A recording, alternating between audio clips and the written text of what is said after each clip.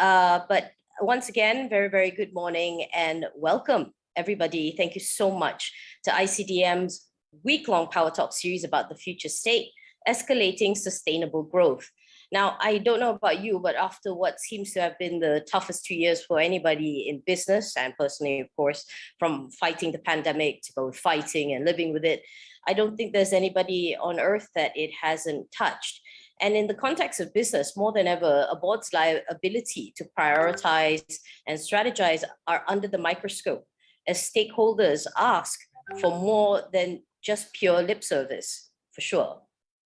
And with that, sorry, excuse that. But before and in this ICDM's final Power Talk series for 2022, we aim to ask some of those tough questions and look to 2022 with hopeful eyes.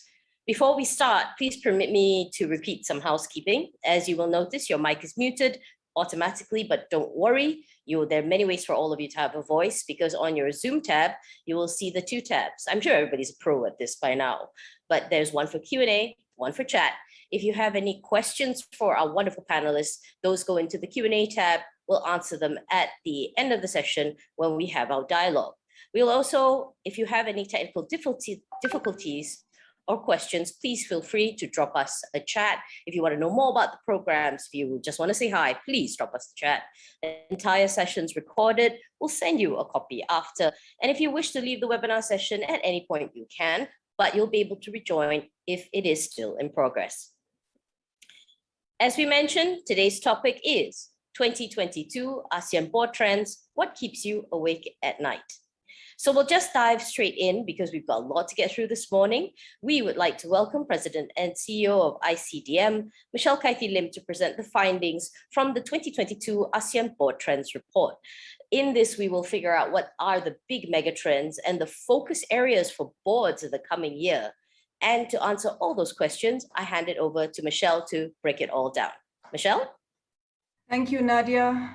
Good morning, ICDM members, our fellow IOD colleagues from ASEAN, ladies and gentlemen, a very good morning to all of you. It gives me great pleasure to welcome you to our final Power Talk Global Series for this year. Now, to those of you who are new to ICDM, we are the National Institute of Directors for Malaysia. It was officially launched 3 years ago by the Securities Commission Malaysia. Our mandate is to empower boards and directors with the right skills, knowledge, and mindsets, as well as digital competencies to enhance professionalism and effectiveness. Now, ICDM is also the first institution of its kind in Malaysia to cater to the complete life cycle of one's board career, supporting the professional development of the aspiring, the new, as well as experienced directors. Now, the Power Talk Global Series is one of the platforms designed to bring together the director community and thought leaders from around the world to exchange ideas and gain perspectives amidst the evolving business landscape. Now, in this week's edition, which is themed The Future State, Escalating Sustainable Growth, we are extremely grateful to have with us a diverse group of experts from ASEAN, as well as North America, Europe, and East Asia. Now, from the outset, I would like to thank all 16 of the speakers who have graciously accepted our invitations to contribute their time and thoughts. Now, the talks collectively aim to provide a snapshot of how business trends are evolving in ASEAN as we head into 2022. Now, we hope to shed light on crucial issues, including human capital, ESG, the business model of the future, and finally, what it means to be a competent director in this day and age. It is our sincere hope that you will find the series of talks and panel discussions insightful and useful as you continue your journey in the boardroom.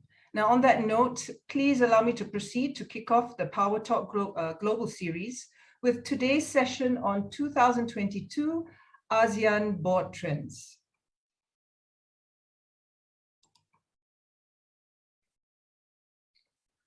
Ladies and gentlemen, the 2022 ASEAN Board Trends Report is produced under the initiative of the ASEAN IOD Network. Before we dive into the findings, please allow me to provide a background of this initiative. Since ICDM's inception way back in 2017, we have always aspired to develop a collaborative network of directors in ASEAN. Now, we believe that there is a tremendous opportunity for the region's Institute of Directors, or IODs as we call them, to complement ASEAN's economic growth as a collective. And that is by pooling our resources to raise the professionalism and effectiveness of ASEAN boards and directors. Now, this in turn would help elevate our markets, ensuring that they are distinguished by competence, integrity, and quality of governance. In the past 6 months, ICDM and 6 other IODs in the region have come together and worked behind the scenes to further the agenda.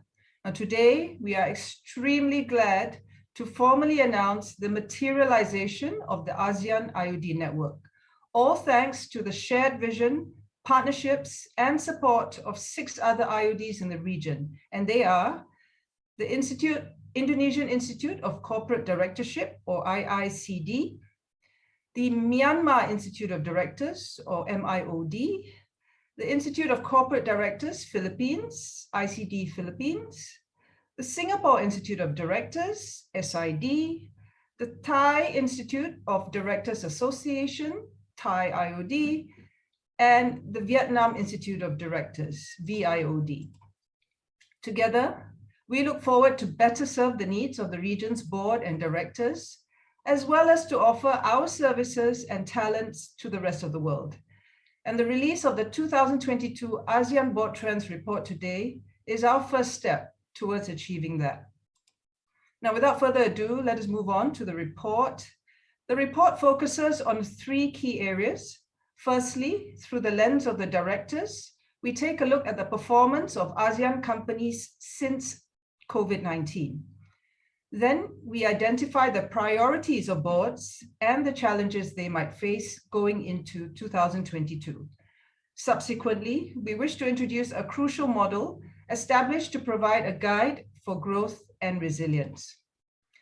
The report is based on a total of 114 comprehensive and complete responses from a mix of board chairs, board committee chairs, non-executive directors, executive directors, and chief executive officers or presidents.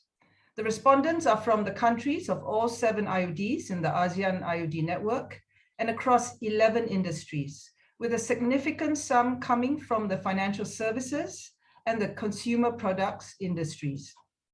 Ladies and gentlemen, we are all familiar with the far-reaching impact of the COVID-19 pandemic, as it has single-handedly transformed almost every aspect of our lives. Now, during this period of unprecedented disruptions and volatility, how well have ASEAN companies performed? Based on the survey and analysis, more than half of the ASEAN companies were able to weather the storm of COVID-19. 36% of the directors surveyed said that their companies were impacted, but still in the black. And 13% said the impact was not significant until the crisis was prolonged. Most notably, 11% said their companies were in fact impacted in a positive way during the pandemic.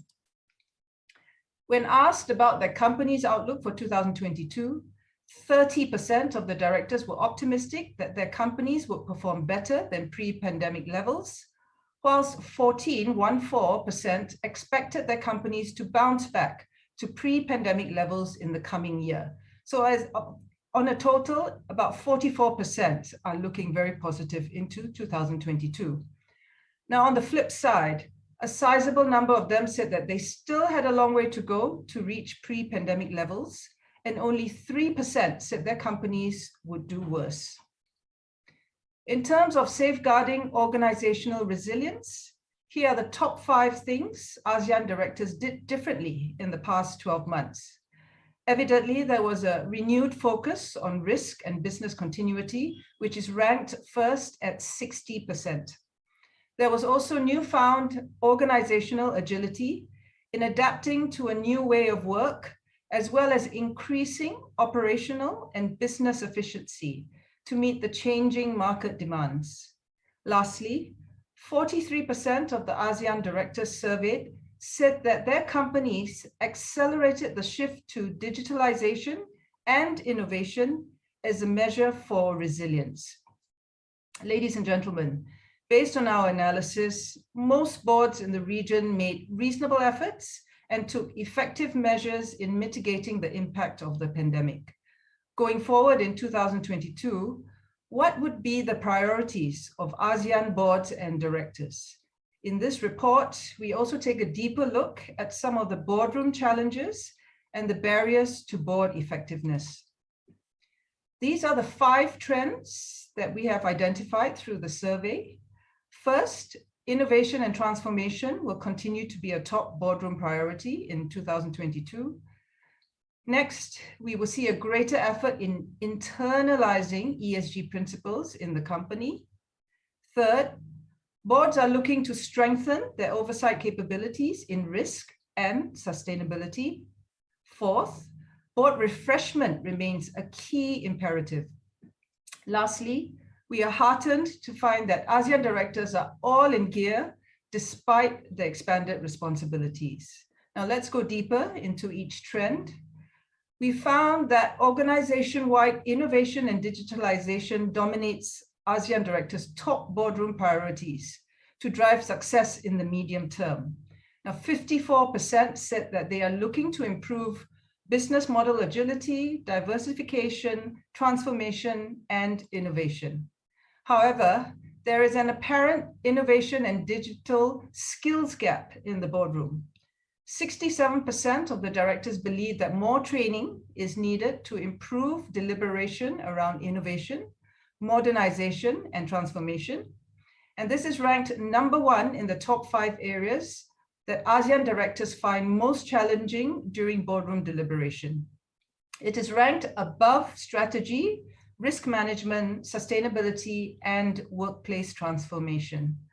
Apart from that, a staggering 71% of the directors also said that innovation and digital skills are the most needed to improve board composition.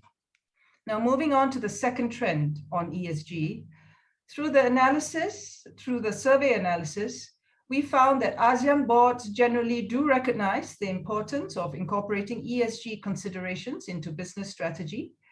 More than 60% of the directors surveyed said that ESG matters will be a regular discussion topic on the board agenda, and they have deliberated on ESG matters as a group. They also said that they are clear on what ESG matters are and how it may impact the company and how it can be linked to the organization's strategy and goal setting. However, more than 60% of them agree that their boards could benefit from greater capacity building to drive effective internalization of ESG principles in their companies, particularly on the establishment of metrics and performance indicators to track the impact. Generally, it is encouraging to see directors being cognizant of the ESG skills gap in the boardroom and are seeking proactive improvement. This trend is in line with what we have observed as well in Malaysia. Now, in a recent survey in Malaysia that we did with the regulator, the Securities Commission Malaysia, we found that building capacity to address sustainability issues is amongst the top priorities of Malaysian boards. It ranked number 4 behind business continuity, managing COVID-19 risks, and people management. Next, when we asked ASEAN directors which board role requires the most improvement in the coming year, Sustainability Committee is ranked number 2, while Risk Management Committee is ranked number 1. Now, it is not surprising to see the Risk Management Committee coming out on top, as COVID-19 has indeed created a heightened awareness on the evolving risk landscape. Now, as many of you here would agree, risks today are more interconnected, and they are also emerging at a much higher frequency, all due to the accelerating pace of business and technological advancement, as well as the rising concerns over environmental and social sustainability. In this survey, we found that board refreshment remains as a key imperative for board performance. Refreshing board composition is ranked first in measures most needed to improve board effectiveness, followed closely by board evaluation, training, better interaction between board and the younger management team, and greater board diversity. Most of us intuitively know that our previous research has also confirmed that well-constituted boards do perform better. Despite that, the evolution of board composition has been relatively slow.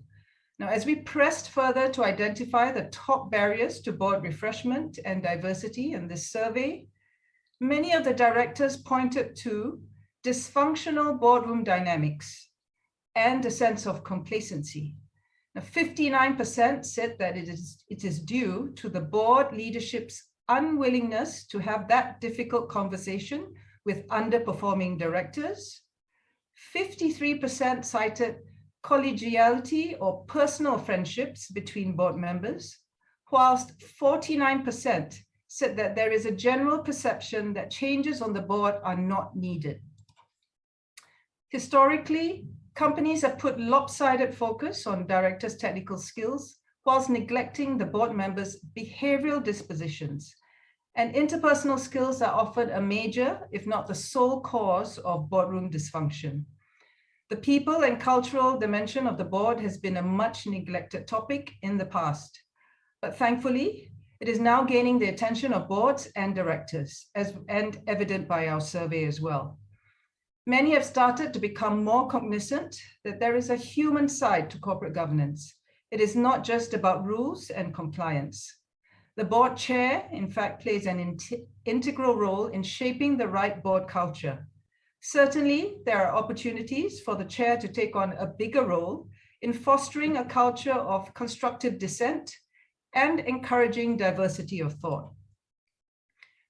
On the top aspects to improve board composition, apart from having innovation, digital, and ESG competencies on the board, ASEAN directors believe that their companies could benefit from a multi-generational boardroom with independently minded directors. 65% said that they would like to see the appointment of new independent directors. 60% give emphasis to generational differences or diversity in age, and 59% would like to see greater diversity in director tenure on the board. Now, regarding the point on having a multi-generational boardroom, I personally find it particularly spot on, especially when innovation and digitalization is a top boardroom priority. Now, having millennials and Gen Zs on board can help increase the speed of innovation. In Southeast Asia, more than 60% of our total population is under the age of 35. And there's a tremendous opportunity for us to engage our young talent in corporate governance, as they are more likely to bring in fresh perspectives on corporate purpose and to spur transformation. ASEAN, as a bloc, has one of the fastest growing economies, and we certainly have enough talent to go around. According to a recent McKinsey article in 2020, and as of July 2021, Southeast Asia added 9 new unicorns, which are tech companies that have reached a valuation of USD 1 billion.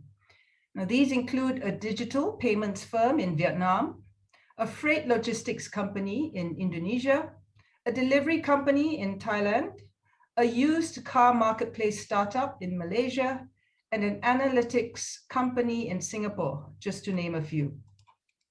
In Malaysia, our regulator, the Securities Commission Malaysia, just announced last month in their Corporate Governance Strategic Priorities 2021 to 2023 that they intend to deepen their engagement with the youth on corporate governance as part of the effort to embed an early understanding of corporate governance amongst this segment of the population, to enable them to meet their full potential as future leaders. Lastly, despite the expanded responsibilities, we are extremely glad to find that ASEAN directors are staying committed to driving growth. 78% said that there has been a significant increase in time commitment to the boards they sat on, but they were still able to balance their time commitment and obligations to multiple boards throughout the crisis. A majority of them also indicated that they did not give up or plan to give up any of their board roles due to the increased time commitment expected. Ladies and gentlemen, that concludes the 5 board trends for 2022.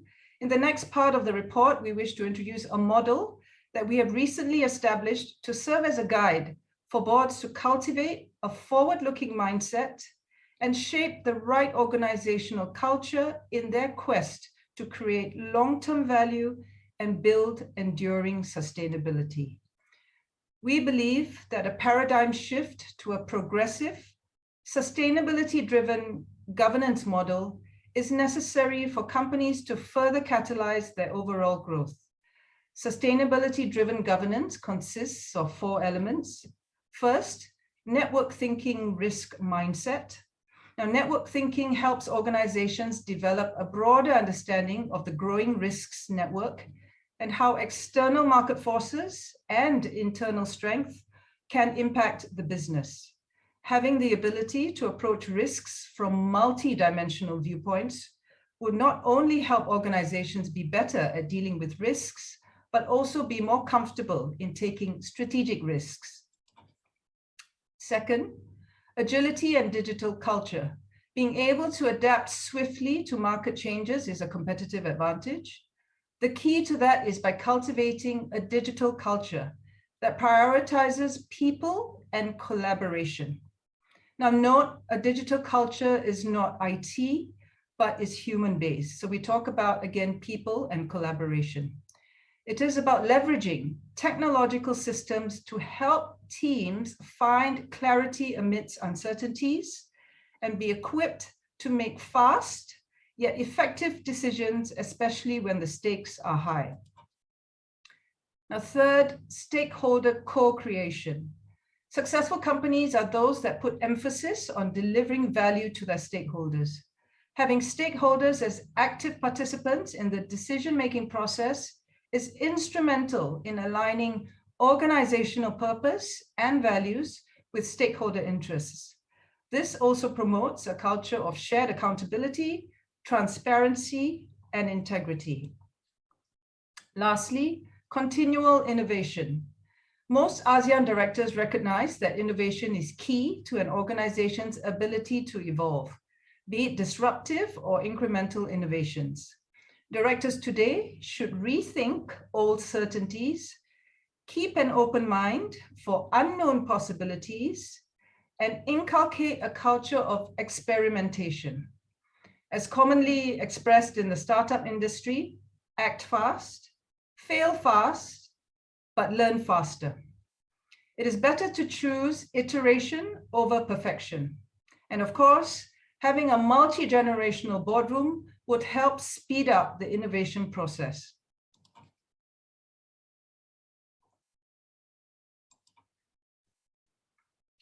Ladies and gentlemen, as mentioned at the beginning of the presentation, one of the main objectives of the 2022 ASEAN Board Trends report is to gain an understanding of the needs of boards and directors in the region so that we as IODs can do our part to better support you. 75% of the directors participated in the survey said that they would like to see a stronger platform for them to voice out their concerns to the regulators, investors, and relevant stakeholders. 73% said that they would like to have more programs and dialogues on board issues and trends. A formal director certification program is ranked 3rd, followed by networking opportunities and knowledge sharing. Please be assured that notes have been taken by the ASEAN IOD network as it begins to serve as a crucial platform for the ASEAN director community to expand their network, exchange experiences, and gain greater access to regional resources. Now, before I end my presentation, I would like to take this opportunity to announce that in 2022, we will be launching the ICDM Director Certification Program, which is a formalized qualification program designed to build capacity across the three key stages of directorship, which are aspiring and new, intermediate level, and thirdly, experienced directors. Developing ESG competent boards and directors will be a key priority of ICDM in the coming years. In support of this important agenda, the ESG module will be made compulsory in the certification program. Across the two parts of the program, we will focus on a variety of topics, including new risks and expectations, sustainable leadership, the internalization of ESG principles, risk management of ESG factors, climate governance, supply chain, human rights, diversity and inclusion, amongst others. Elective modules will also be offered, covering related board committees and trending areas such as technology, stakeholder capitalism, talent management, cybersecurity, reputation, and crisis management. The certification program also aims to complement other formal directors programs that are recognized by the ICDM. Now, directors who have attended the ICDM's Introduction to Corporate Directorship, or ICD program, Aspiring Directors Immersion Program, or ADIP, as well as Bursa Malaysia's Mandatory Accreditation Program, MAP, will be entitled to partial exemption on selected modules of the certification program. Now, there will also be ongoing evaluation on the recognition of similar programs by other formal institutions. Lastly, successful participants will be admitted to the ICDM Directors alumni community for further networking and knowledge sharing opportunities. Ladies and gentlemen, in many ways, we see 2021 as an inflection point for corporate boardrooms, with increased oversight to ensure recovery and resilience. Going forward, boards will never be the same again. The efforts taken thus far will beget more actions in 2022 to ensure that companies go beyond coping with the pandemic to a building back better position. ICDM, together with our IOD colleagues in the region, look forward very much to supporting the ASEAN director community in realizing our shared goals of putting ASEAN on the right trajectory to succeed in the post-pandemic world. With that, I end my presentation. Thank you very much for your participation this morning. Over back to you again, Nadia.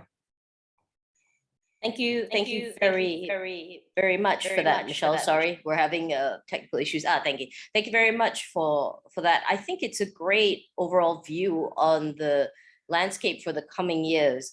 I did like one phrase that you used, which was constructive dissent. It is essentially meaning that you do need to break that omelet in order to make, break those few eggs to kind of make an omelet. But if you actually want to read the report for yourself, you can download it from the ICDM website. But before that, we're going to move on to our Directors Dialogue portion of the program, where you hear from our wonderful panel, as you can see in the row. So let me introduce them one by one.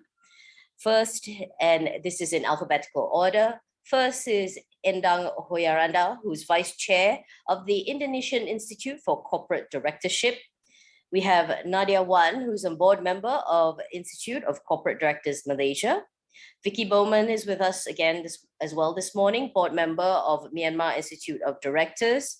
Carlos Jose P. Gatmaitan, who is Chief Executive Officer of Institute of Corporate Directors in the Philippines.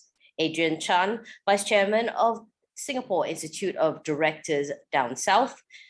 Kulvak, who is from the Thai Institute of Directors Association. And Quinn Van, who's a board member of Vietnam Institute of Directors. Welcome to everybody to our wonderful panel. Can we all have your mics unmuted, because we're going to start the dialogue portion. We're waiting. Of course, the other thing is that our wonderful audience who are joining us virtually, if you have any questions for anybody, please put them in the Q&A box. Do say if it's actually for everybody, or if you actually want it for a very specific director. So we're waiting for everybody to come on. Good morning to absolutely everyone. Can I please? Okay, so we're just going to start off the discussion. And I want to go sort of one by one as we look for the questions. Let's start with Endang. What's your view actually on the report this morning? I mean, when you looked at the trends that were presented, is it in line with what the feedback that you got? Yes, I do appreciate the initiative of the ICDM to build up that report, that survey.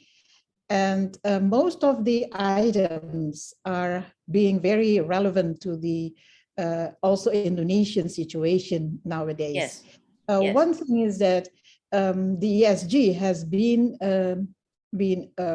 perceived as a very heavy burden instead of initiative to go into it more deeply. Companies, especially the SEOs, are having difficulties in applying the ESG, as it is perceived as requiring more financial fundings for the programs at ESG. But overall, it shows, the survey shows that the ASEAN countries, the ASEAN directors, the ASEAN boards see the problems appearing after the pandemic and going forward at the same level. Okay, I definitely see that as well. The other thing about the thing I found interesting about the board trends is definitely we saw a lot of very long-term forward thinking, but at the same time, you cannot be long-term forward thinking without having to tackle what we're actually going through right now. And the interesting thing about ASEAN as a bloc is that we are, again, in all different stages of growth, and some of us have kind of political issues as well. I wanted to ask Nadia, especially, it's not just the changing pandemic landscape, it's also the changing sort of local home political landscape as well. So does that weigh into boards a lot? In fact, it's a question I want to ask Vicky as well, but we'll start with you, Nadia. Definitely, I think the political situation, because I think we're grappling with a lot of uncertainty on top of everything else with COVID. Yes. We also have uncertainty because of the political situation, which often leads people to take a step back and not really push for perhaps much needed reforms that need to be done. So I think because I'm coming from a healthcare background, that's quite stark, where in the moment when you have an emergency, obviously people try to put in place things that they need to cope for the immediate crisis. But I think what's important for boards in particular is to think about the long-term governance, risk management. Once the crisis have passed, how do we regularize the things that have already been done, and to make sure that things were done in proper order, that the audits are being done, and also what are the things that we are going to do to harden the systems, to put in the resilience that is required to face the next challenge. Because all this COVID has been the focus, but that doesn't mean that climate change has gone away. That doesn't mean that inequality has gone away. So we're dealing with things on multiple fronts. And as boards, I think we're responsible to also take that medium long-term view while the management perhaps is dealing with the crisis at the present moment. The funny thing, and I actually have the same question for Vicky as well, because you have a very unique perspective, and boards are seeing things change day to day. How do you even plan for something like that, aside from just the pandemic? Because of course, pandemic's the focus. We all know that. We all know that that's what we're trying to fix at the moment. But Vicky, how is it in Myanmar? We're dealing with equally sort of like uncertainty. Yeah, I mean, I would say that in Myanmar, the political situation and the impact that has on the future economic situation trumps the pandemic. The pandemic seems by now to be almost a minor issue compared with the uncertainty that faces companies for the future. I mean, we have also within our corporate environment a fairly immature approach to corporate governance. We have now 7 listed companies on the Yangon Stock Exchange. and another 44 companies that have got more than 100 shareholders called public companies. But even within those listed companies, and certainly within the other ones, board functioning, board effectiveness and good governance is pretty unusual. It's the exception rather than the rule. So very few of these companies have boards that go beyond a collection of family members. Most of them have been dealing just as a board without sort of separate subcommittees on risk management and sustainability and so on. And I think they're finding it really difficult to plan anything forward-looking. They're dealing with day-to-day crises, a lot of which are extremely personalized because our political crisis has become quite polarized, and you're either with them or against them. And that's, and I'm talking here obviously about the military government, and that's been something which has played out in the corporate sphere as well. We have things like a strong consumer boycott movement, which never previously existed, which boards are having to take into account, and owners are having to take into account as they decide where and how to position themselves. Just last week, we had a sort of countrywide shutdown, and I know companies were trying to work out, should they keep their doors half open, totally closed? How should they manage that vis-a-vis their staff? How should they manage that vis-a-vis the military government? So these are the day-to-day literally questions that boards are dealing with. Looking ahead, that's not even, they can't see beyond next week in most cases.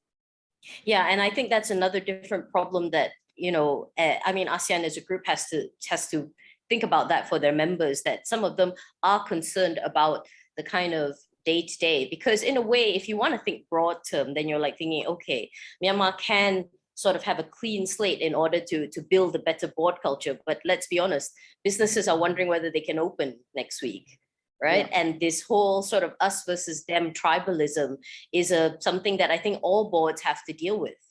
You know, yeah. they have to, because in not in just the political sphere, but when it comes to your customers, you're either with us or you're against us. And yeah. I think even the internet had made that even more prevalent now in terms of choices, and boards have to take that into account as well. We'll talk more a bit about that, but moving on to Carlos, Charlie, what's your opinion on the because you've had time to study the report as well. So what do you feel like for your country is the sort of main trend that is important to boards at the moment? Well, there were 5 key trends mentioned earlier by Michelle, and that's a challenge. That's a tough question. Can I say that they are all equally important because they're also significant? Of course. You know, we've all faced the reset mode, especially with the pandemic. It not only opened our eyes, it forced all industries, all listed companies for that matter, to really reassess the situation.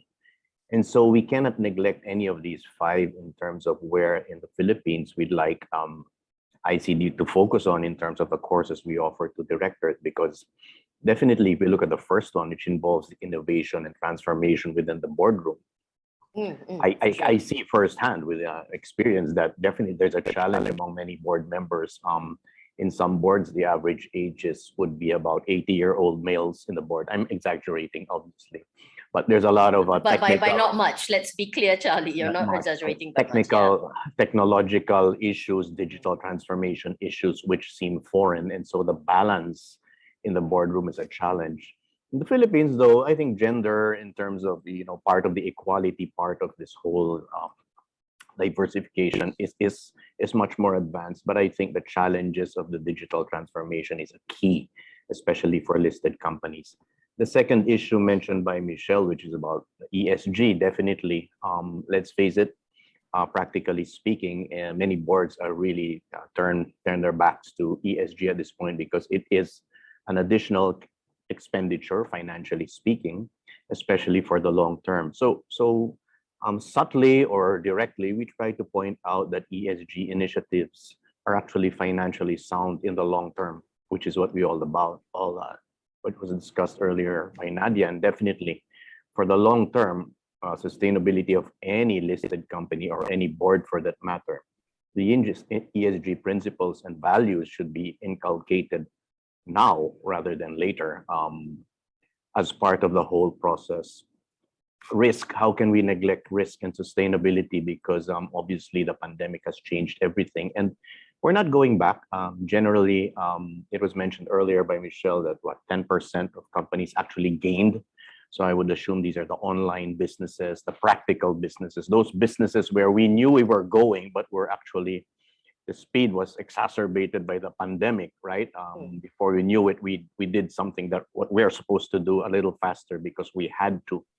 And so how can we not address the risk issues as we go into these new ventures and really redesign ourselves, whether you are a one-stop shop or you're the biggest conglomerate in the country. There's really a need to adjust your portfolio with such.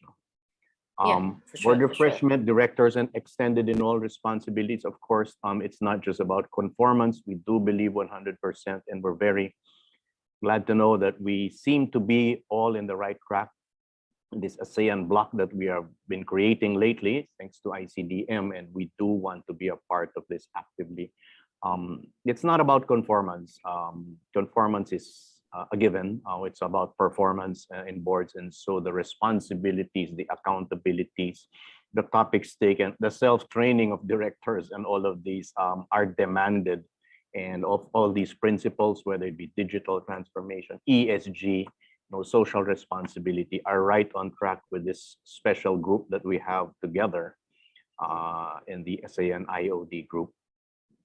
Yeah, for sure. I do get that. It's like you have multiple fronts to kind of think about, and I think the main thing is time to give each of them weight, right? Yes, because it's also about timing, about how you kind of map that plan out.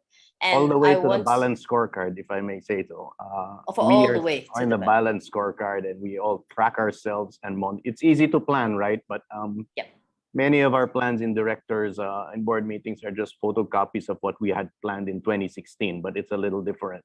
Execution is really the key, I believe so.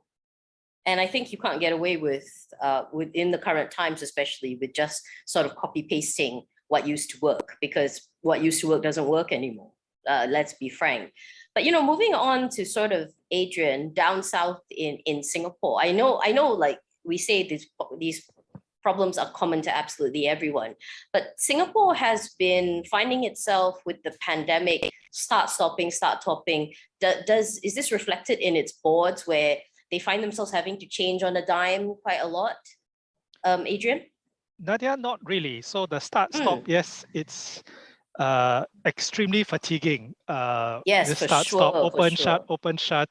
5 people can eat, 8 people can eat, 2 people can eat, cannot eat, stuff like that. But for boards, the pandemic, if you look at it as a glass half full measure instead of a glass half empty, has been a wonderful opportunity for boards to stress test themselves.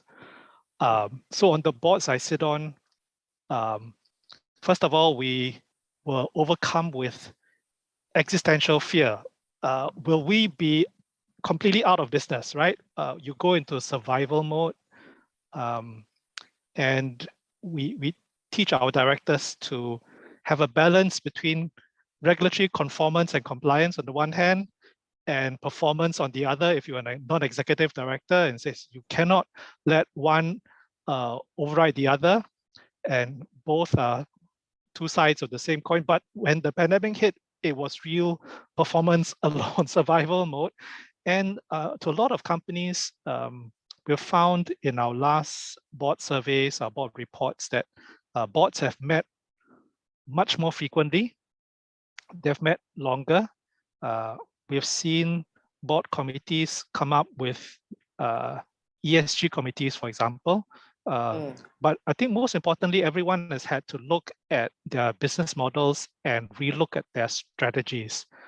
How can they pivot to something more sustainable for the future, assuming this pandemic doesn't go away very fast or comes back in another form? So I think the buzzword for us has been business resiliency.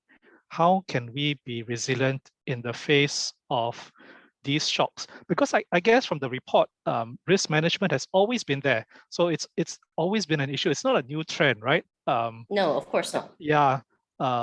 And business challenges are also going to be there. This decoupling between US and China, political uncertainty, supply chain logjams and shocks. These are business issues that will crop up from time to time. But I guess is when you stress test and look at your business model, can you survive this pandemic? Can you survive further technological disruptions? It's a good way to relook at your business model for the future.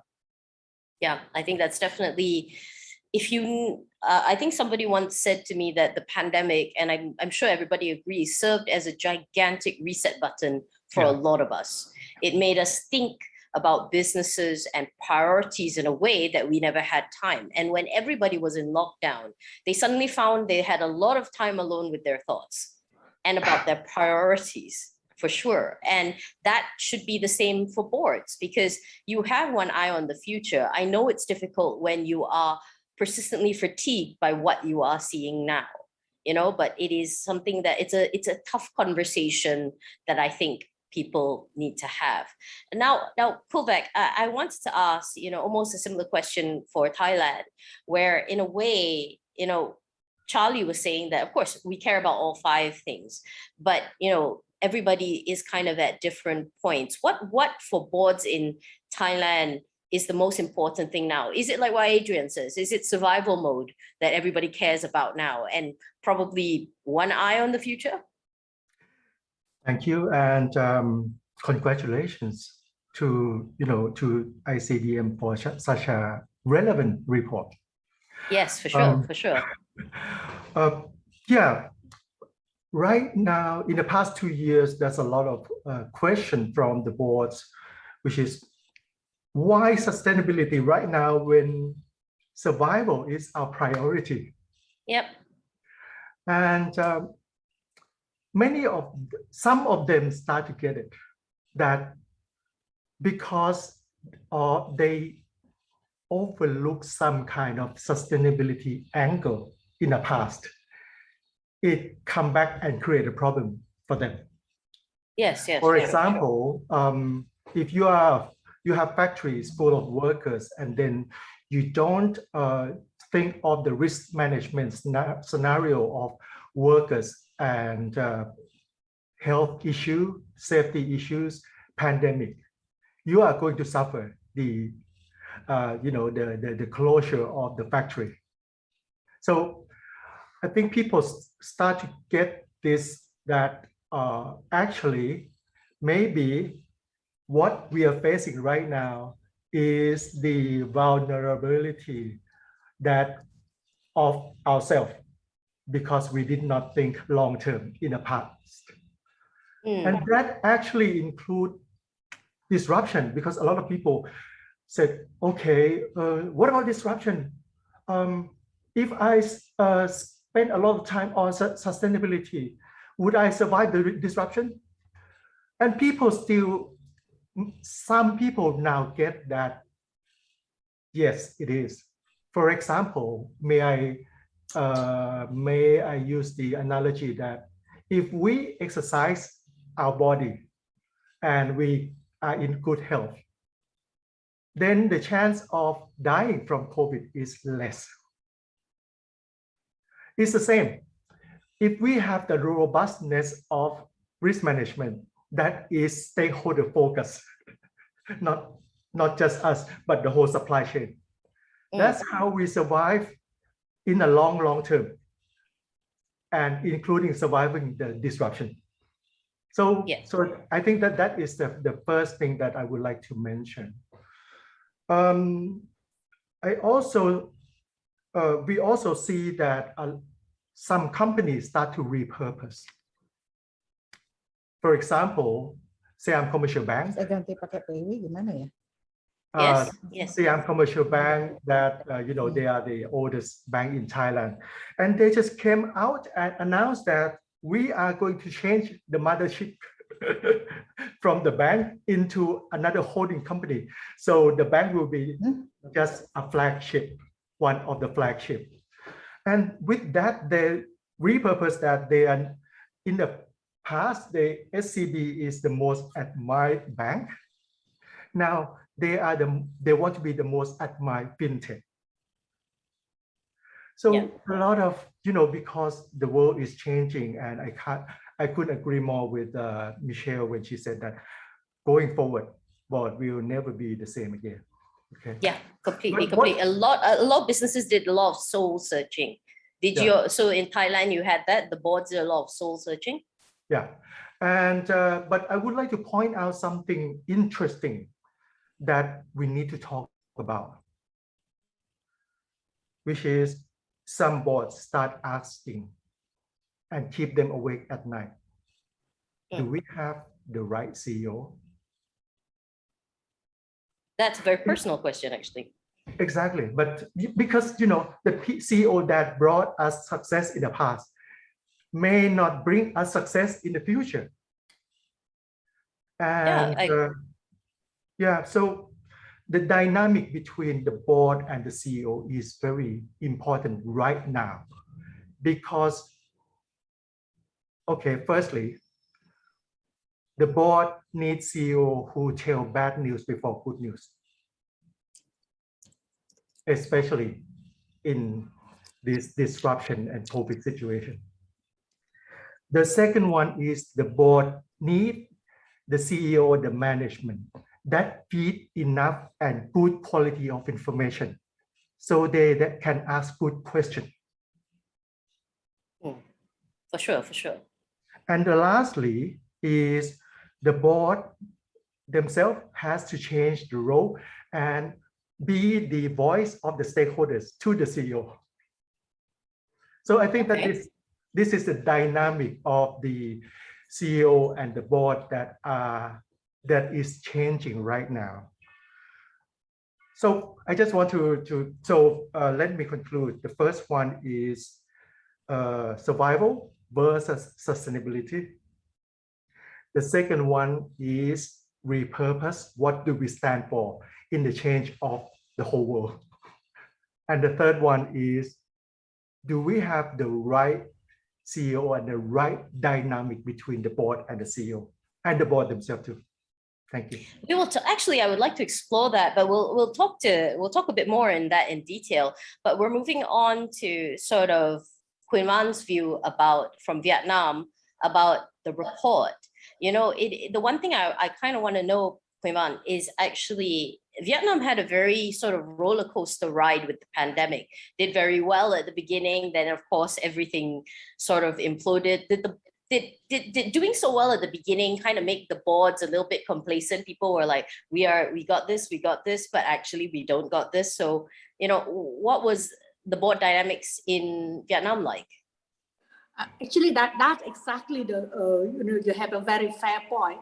Vietnam did very well in 2020, and not just the board, the government, everyone so complacent about that and thing. And suddenly in 2021, you see that how we face, and not just the board, even the government was really, in like a panic in issuing the policy on how to deal with that, and that adding in addition to all of the issues that the business have. So we do have to deal with almost weekly changes in the directions of the government. So if you ask, when we're looking at 1920, where the board are looking in terms of transformation, restructuring, and looking quite bright in terms of, okay, how Vietnam is doing well, what would be the thing. In 2021, really the focus of the board and also the management is on immediate. Do we open tomorrow, the factory, and what happened with next week? Because the lockdown, the policy is coming out like every 2 weeks. You extend, will that be extended, or is that on every week? So it's actually dealing with all of those issues is on a daily, how do we sustain, how do we survive during the pandemic? And then when the business is reopened, when the government allowed to open, even though we have to, actually the issue that we do have is really shortage of the resource. How can we reopen safely, but where do we have the workforce? And one of the issues that I heard from a lot of board members talking in here, and that we see absolutely right for Vietnam, is the quality of the board. When we talk about the board effectiveness, that is exactly the issues that Vietnam have, and where the IOD have been working and trying to build up the capability. So in my capacity of not as a board member, but working for PwC, we regularly receive the requests in terms of introducing qualified for board members. And not initially people are talking about strategy and then finance who can help with that. And then increasing in terms of the knowledge of the board on risk, governance, digital. So a lot of companies, even conglomerate, talking about, okay, we need to have a digital strategy transformation. But what does it mean? Easy to say that, yes, we need to have a strategy, but how to execute those strategy and putting that into action and actually run that. Even the really large conglomerate in Vietnam, big company in Vietnam still facing. And having Colin talked about during the Rise CEO, I think that is more than that for Vietnam. It's actually we own the C-suite, particularly in terms of transformation, digital governance. We really seriously short of the qualified people to hold this position. We have helped our client in building strategy, building structure. Just one of the banks that we help to build on the digital banking. It took them 2 years just to recruit the CEO. So you have a strategy, you're building the strategy, you set it up, and you cannot find the people who lead and run it. We also have company, our client is also having that digital strategy through up 18 months now, cannot find the CDO. So, and you also same at the board. And the other thing is at the board, do we have this board have enough knowledge to actually approve or really consider, we talk about longer term, yes, but we do need to have a qualified board member who are able to see longer term, to see the future, predict and see the trend, in actually sitting and working with, with the management on that, or setting the direction. A lot of people now actually in the board are mainly dealing with the day-to-day business or looking at 1 year ahead. Yeah, I'm sure. It's a very far-term problem, right? It is, and I think shortage of qualified members is definitely something that probably everybody here has dealt with, because I know that for certain boards, at least in Malaysia, you do tend to see the same faces pop up again and again, and everybody's nodding because they know that this is the case. You do see similar names coming up again. So that's a main issue, right? Yeah, but actually, moving on, the one thing, but thank you for that. And we'll talk about that in a bit more. And Kuwait said something that made me think as well. And the fact is, this pandemic has not only changed board compositions, it's also changed the board's relationship that they have with management. And as Khun Van says, digital is the way to go. We all know that, digital transformation. Michelle brought it up. Michelle brought it up in the survey talking about digital transformation. So because of this and this new purpose, do you think boards and their relationship with management has changed because of this pandemic? I asked Adrian, we'll start, but anybody can chime in. But Adrian, do you think that this pandemic has changed the relationship between boards and management? Because Kovek was mentioning getting the right CEO, right? Then you realize maybe this is not the right CEO. Yeah, no, I think that's a very good point by Kovek. We've found that bench strength hasn't been strong enough in many cases. For myself.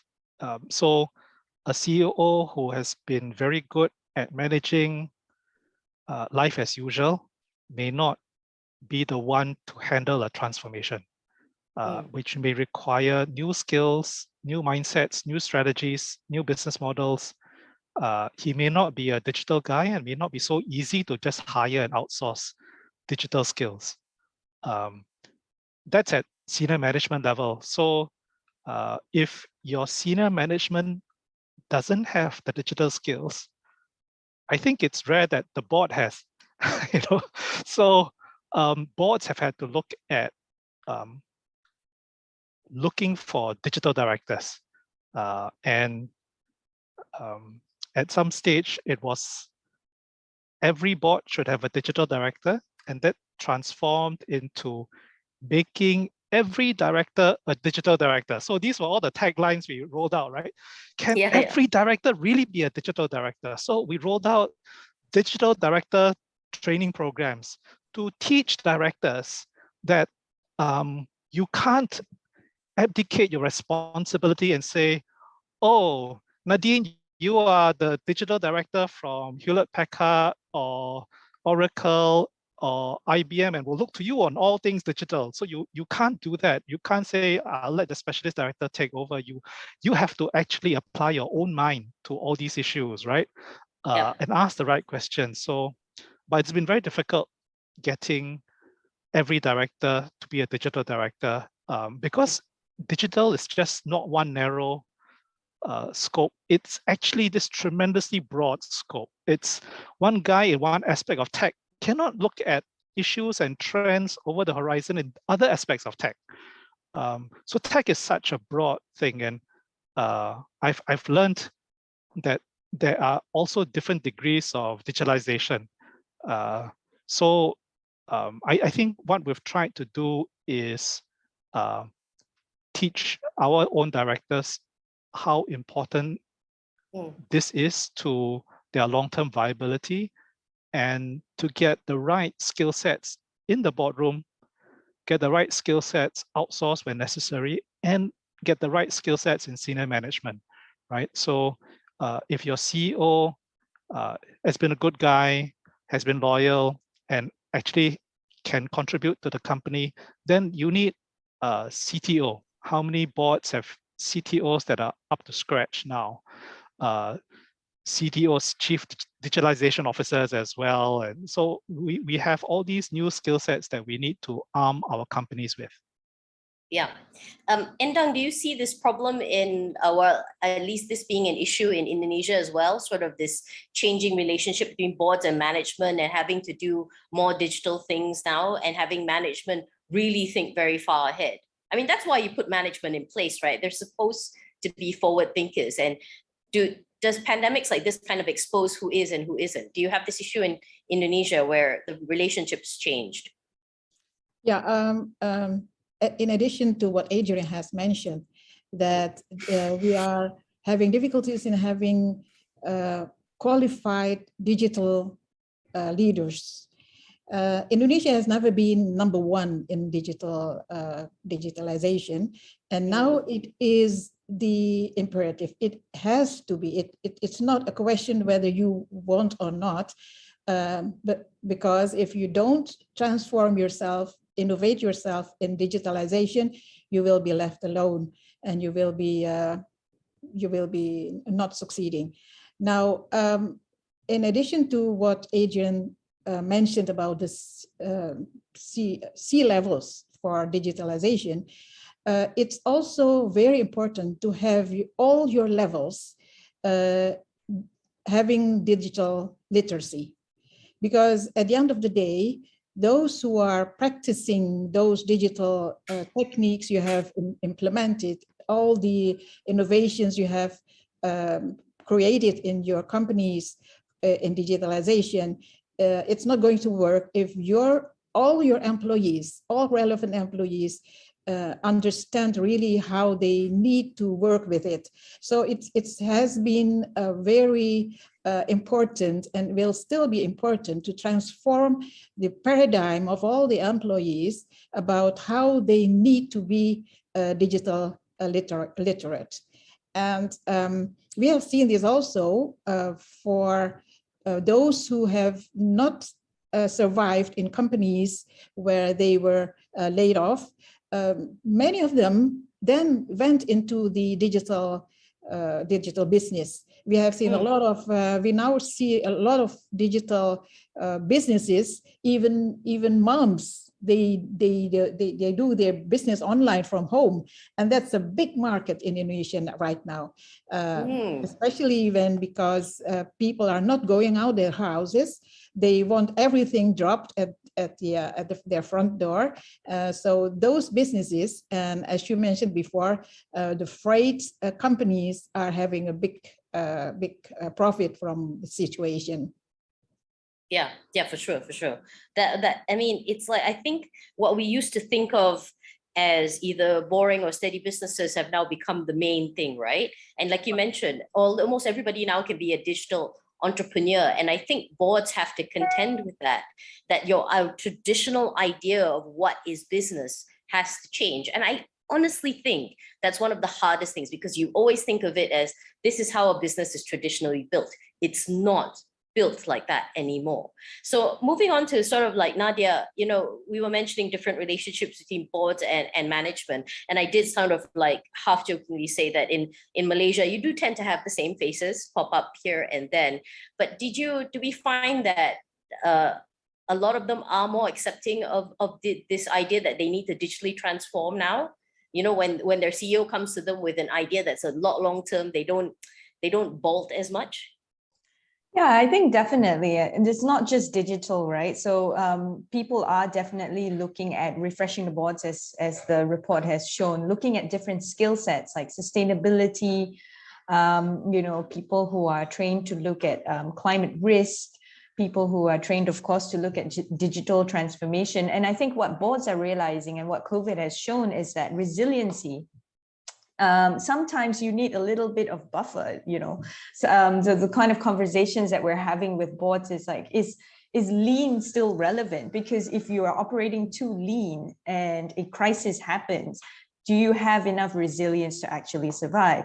So these are some of the things where people are having to have a little bit of a mindset change, and obviously looking at different kinds of people to lead those conversations. I think probably in the past, companies didn't really have to think about occupational safety and health that much.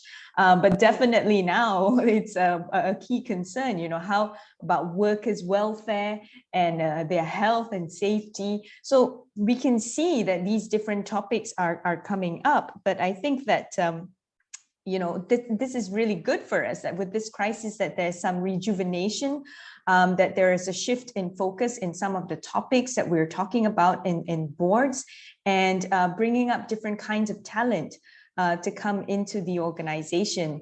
So I think that this is good, because we should be having different kinds of conversations. If we're still having the same conversations at the boards prior to this, then I think that, we're probably heading down the wrong track.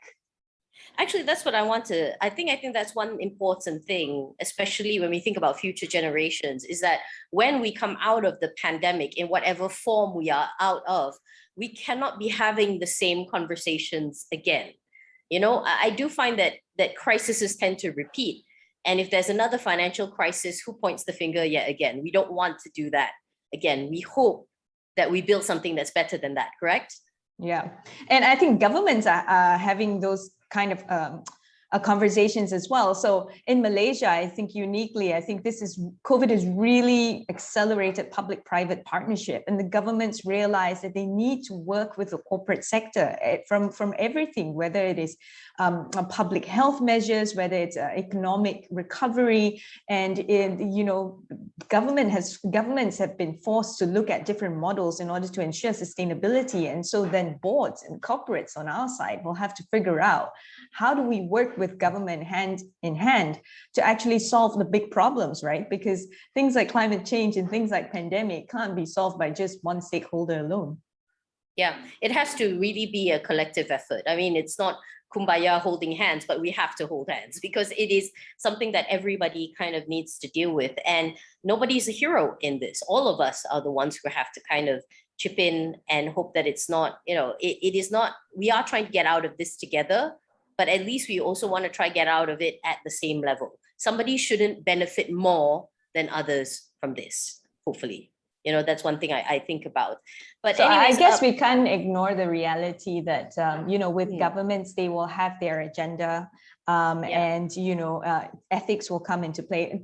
particularly talking about digitalization, right? The pushback towards Facebook or now Meta and other such companies, and how technology and corporations actually dictate a lot of what happens in society. So if we are not having those conversations in boards, then we are going to be caught unaware in a bad way when things do happen, or when things come to a head.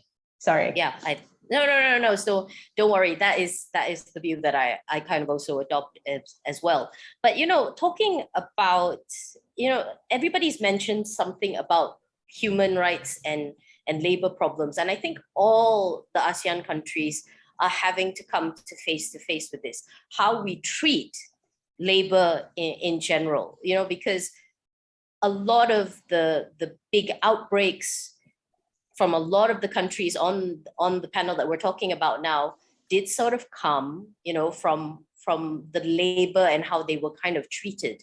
So do you think that boards now have to put a harder spotlight on labor in general? And of course, anybody can sort of answer this, but let's start with Charlie. Do you think that now the pandemic has made boards think more about labor in general and how labor is treated at companies? Well, let me try to answer that in another way. That's a challenge because the fact of the matter is, in reality, labor costs are still costs for listed companies or for basically most organizations in the capital world, right? So there's a challenge. And this is exacerbated with a move towards digital transformation and trying to automate. And this gives a challenge to the bottom line as to where we put our budget, whether it's to automation or in labor. So that's a big challenge. Plus, if we look at the other side, we're in the Philippines, as in many developing countries, there's a big gap between the rich and the poor. And it's not just the top 20% who are probably responsible for 80%. The more a realistic number, maybe the top 10% in terms of shall we say, assets or the population. The richest 10% probably control over more than 80%. So there's a big gap, and that's the problem which we face in the Philippines, because the middle class has been shrinking, and with this pandemic, it has even become worse. So I, in all honesty, in as much as I do believe that labor, of course, human resources are the most important asset of any company. That's the way I see it. But that's a challenge if you were in a board, if you want to do both the digital transformation. So in terms of the other side, in terms of the manpower or employees, everyone, it's not just the boards, all economies really have to focus on training and educating the people within their society. In the Philippines, we're lucky because we have over 100 million Filipinos, and our average age is about 26 years old. So that would probably be the best time to, in absorbing all these digital capabilities and be agile, as we would all want our employees and staff to be. But admittedly, it's a big question mark as to how to balance the need of the labor and trying to do everything as well, whether it be digital transformation or so. And does anybody want to chip in about the labor issue? Because I think that is going to be very important in the next year, or even more so beyond that. Maybe I just want to chip into this. Yes, I mean, the issue of labor coming to the board, but I'm looking from a different perspective. If you see with this pandemic, have make people really rethink about their life and what do they want. So you will see that in the past, and that what we see more even in the white collar, when you have time where people really work very hard, but I'm seeing really the change in the way how they no longer want to work really hard and really want to step back and change. So we see huge resignation, not only the blue collar workers, where you say, okay, we need to deal with the health and safety, bring them back, and so on. That really the pandemic is actually showing how the group of the poor people, the workers, the blue collar workers, and see that really shows big company have actually treat them well and have all of that condition. But looking at the white collar workers, we've seen a lot of comments from the business, but even in our business, people, I mean, they start coming back and say, no, I don't want to have the same working life as before pandemic, because it's showing to me that life is more, meaningful to me. And I want to have time for me, to the family. So how do we deal with it? How can we cope? How can we change the work, the way how we design? But I think, how do we meet all of that condition, the demand from the workers, from our people, even senior executive? Yeah. So I mean, it's not only talking about, and then there's all of the mental well-being, but actually try to match between the business need and the individual, the personal need is more and more now. Yeah, so I agree. So everyone say, okay, pandemic, not a job, you don't have to worry about your attrition rate, but it's not. And I know that in the other country as well, in Vietnam, and even in our company and our client, the attrition rate going up, and people asking, with this pandemic, where can we get a job? Don't worry. It's not right. It's not right. Yeah, it isn't. Anybody has anything to chip in? Otherwise, I am taking a question from the floor about labor. Okay, so I have this question here from Yi Kao Fong, and this is to everybody. And I think this is probably something that everybody here has dealt with, about how do independent directors can truly act as such to protect the interests of the minority the minority interest, because they say as rightly that this is a major issue right now. So what makes a good independent director, which sometimes can feel like one man is a bit of an island, right? So how do they protect the interests of, the minority? Who wants to chip in? Maybe I can chip in. Yeah, of course, Adrian. Nadia, but before I answer that question, I was going to just round up that discussion about labor.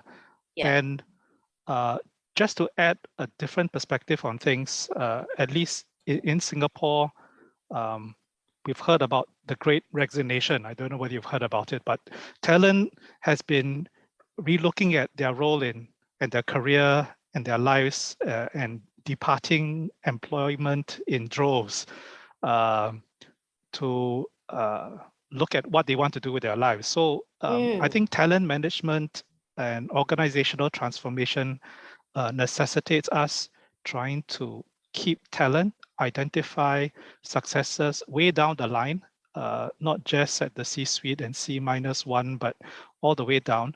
And I think one aspect that we have been struggling with is mental health, and what is the cause of all this ennui amongst our staff.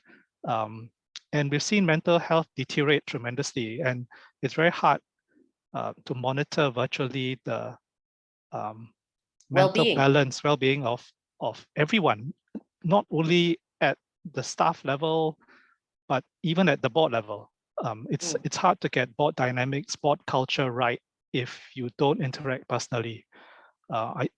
I find board chairs struggling with that too. So that was one aspect that I think it's a big issue for us, mental health, culture, and ethics. But the mental health thing is also because, do you find that Asia in general is still very young when it comes to dealing with mental health? Yeah. It is still a stigma, and not the same way. Because if you go to stateside or Europe, mental health, taking personal days, time off is very common. But in Asia, it's still looked at as a handicap. Is that another reason why do you think we're still very young with it? Also with privacy. People don't want to accept it as well.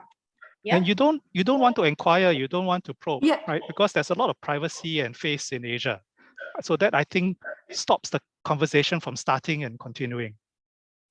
Do you find that with all your boards, everybody? I mean, like this whole idea about mental health and kind of interaction, for sure. I can see everybody nodding, actually. So yeah. To recognize the issues, actually, and I don't think that maybe a board may not really see that as the important part of it. Is more maybe less important compared with others. And also you also see from the employees as well. They also don't want to accept or acknowledge that they have it. So I'm taking for my own company, as part of the network, we have a program where they can call for assistance, but it's really, you do rarely see that, even though on the comment but people don't want to show that they have problems from the employee's perspective. But it's also from the board, they are looking at more, immediate, tangible, than looking actually the mental health, mental well-being of the people. Nadia, of course you work with health, so you see this problem quite close up, right? Yeah, I mean, definitely we see fatigue, mental health, not just within healthcare organizations, but other organizations as well. And I think that at least we're talking about it at the board level, and people are running surveys, trying to diagnose. I think the issue is that more than just talking, we need to gather the data to really identify what are the issues, because the whole thing with the pandemic is that it has brought the office into the home. And so we can't really see employees as just workers as such, because, while they're working, they're having to deal with homeschooling their children, having to deal with all sorts of domestic issues that are happening. And I think that is where that blurring of that line has happened. But I think that let's also look at what are the positives. I think with a lot of this, everyone going on Zoom or Teams, it has also narrowed the gap, I think, that we can have within a meeting. There's no longer a person sitting at the head of the table, and that everybody is basically occupying the same size square on the laptop, and being able to have a voice. And we are also having it easier to collaborate with people outside of our physical geographical location, that we can tap into talent that are coming from various countries. I mean, I'm sure everybody has recognized it's a lot easier for us to learn from colleagues from different countries, because everyone can just hop onto a Zoom call. So there are a lot of pros and cons. And I think that there's a lot of innovation that's happening out there, that companies are now investing in tools that perhaps monitor how much time employees are spending. They're also having conversations with their employees about, how are they dealing with working from home? So I think it's healthy. We're moving in the right direction. We don't have all the answers. I think perhaps we need to prioritize collecting more information so that we can make the right decisions. And certainly, I think it's not going to be a one-size-fits-all solution. But I think that, it's heading in a positive direction. So I don't want people to leave this and say that, it was just really tiring. Zoom fatigue has become a thing. But we should really focus on what are the things that have been beneficial, and what can we do moving forward. I want to put a pin in that for later, but going back to Adrian, sorry, I know I interrupted you, but I wanted to ask about the independent directors and their role. I know we got on a topic that I think everybody's thinking about. I think that it's a good side discussion, and I enjoyed Nadia's sharing. So thanks for that. So back to that question about independent directors, we've grappled with this issue, and I thought I'd share my own personal take on it. So it's quite popular for independent directors to always say that I'm there to fight for minorities, but we keep telling our own people that as independent directors, you owe a duty to all shareholders, to the company, and therefore to all shareholders. It's just that in practice, the majority and controlling shareholders have their own guys on the board already. So, but technically, you should act for the major shareholder as well. So it's hard, but I've tried to be as impartial a director as I can, not to really take up the cudgel and fight solely for minority shareholders, because IDs who make a name for themselves to be a champion of minority rights don't last very long in the commercial workplace. But if you are trying your best to balance various interests and to convince people so that you are not seen as a guard dog or watchdog, because I really dislike those labels on IDs, right? Because we're not, when you say you're a guard dog or watchdog, not only is it haram, but I mean, you turn out to be a bloodhound at the end of the day, right? I think the right metaphor is we all should be stewards, right? We are there to hold the hands of the major shareholders, the minority shareholders, and their representatives on the board to look for greater value and fairness and equity in all things. So I think if we can try to do that in a more calm, objective manner, rather than bringing opposing viewpoints into battle in the boardroom, you stay away from the courtroom. Can I ask if anybody else wants to chip in? Because I think this is a very pertinent thing. Because, you know, what do you all think? Does anybody else have anything to add? Yes, I see Kovac putting his hand up. Yes, Kovac. Actually, I was thinking on adding another thing. So I'll let other talk about this topic. Yes. Anybody else has think about how your independent directors can be better in all of this?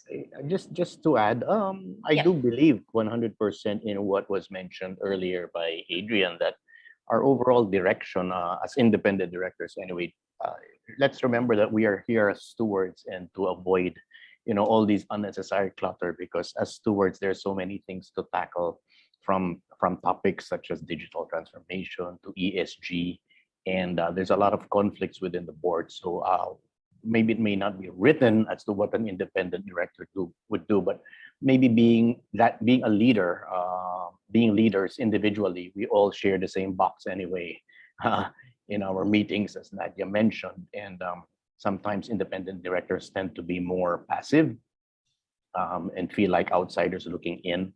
But there has to be more, I would say, as independent directors, we should really take part in leadership roles, whether it be in digital transformation, sustainability, ESG, and all these things.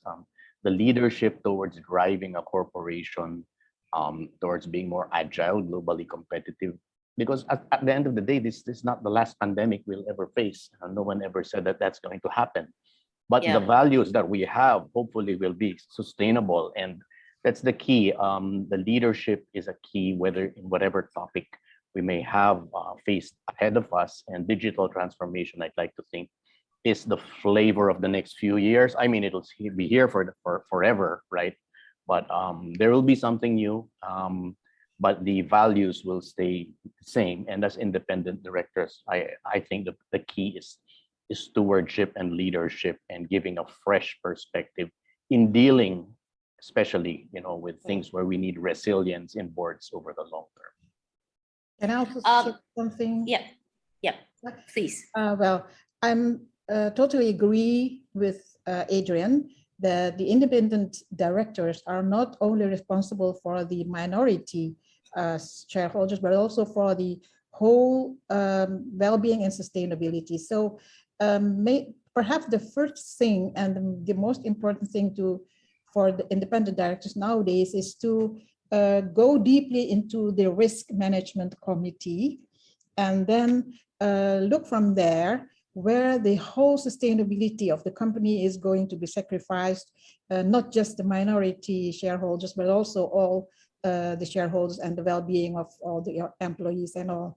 So I think risk management is one of the main things independent directors can focus on. Yeah, for sure. I'm going away from slightly micro issues to thinking about macro issues. I know, Kovac, but I just want to ask this question for everyone, is that, you know, we talk about ASEAN as a bloc quite a lot, right? But in everybody's opinion, how can ASEAN play a bigger role in sort of shaping boards of the future in terms of competency, diversity, and agility? And I want to direct this question particularly to Vicky, because I know your situation is different. Thinking about next week is what the boards are thinking about at the moment. You know, they're not thinking about like next year. So if you think about ASEAN as a bloc, how do you think as neighbors you can help in a situation?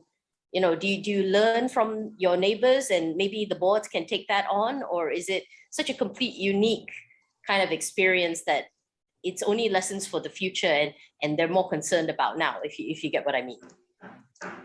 I think there are a lot of very common issues that directors in ASEAN countries are facing. But what I would rather answer that question as is looking at the role that ASEAN governments and regulators can play in trying to influence a more effective Myanmar regulator. Because we have a Securities and Exchange Commission of Myanmar, and indeed other regulators within the government, who are now effectively cut off from any form of international assistance that we used to get from JICA and the IFC, World Bank, and so on. These are not regulators who were in any way well experienced in corporate governance regulation. And now there is a risk that they will go backwards rather than forwards. And I'm seeing this, for example, in some of the issues which have just come up on the conversation around getting the right CEO. Well, we now have regulators, including the central bank, who are starting to put blocks on companies' ability to hire the people that they want to hire, particularly when it comes to foreigners, for example.